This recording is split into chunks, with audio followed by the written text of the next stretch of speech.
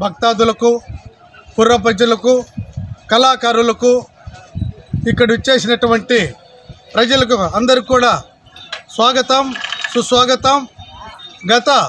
మనము మదనపల్లిలో 2004 నుంచి ఈ మహాభారత యజ్ఞం జరుపుతున్నాము.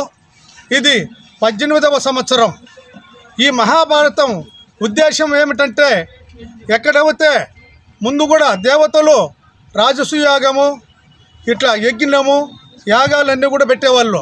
ఎందుకు? ప్రజల కోసం, ప్రజలు సుభిక్షంగా ఉండాలని, సుఖ సంతోషాలతో ఉండాలని, మంచి పాడి పంటలతో మన రైతులందరూ కూడా అభివృద్ధి చెందాలని, మన టౌన్ ప్రాంతంలో అయితే వ్యాపారాల్లో అంతా బాగుండాలని, ప్రతి ఒక్కరికి ప్రతి ఒక్క ఇంట్లో ఏ సమస్య ఉండకూడదని, వాళ్ళు ఆరోగ్యంగా ఉండాలని ఇటువంటి మహాభారతాలు, రామాయణాలు, కథలు, డ్రామాలు, నాటికలు ఇవన్నీ కూడా మన సాంప్రదాయ ప్రకారము ఇవన్నీ జరుపుతున్నారు. కాబట్టి మన ముఖ్యంగా మరి ఉద్దేశం ఏమిటంటే, మన హిందూ సాంప్రదాయాలన్నీ రాను కనుమరుగైపోతున్నాయి. ఇటువంటి కనుమరుగు కాకుండా మళ్ళా ఇప్పుడు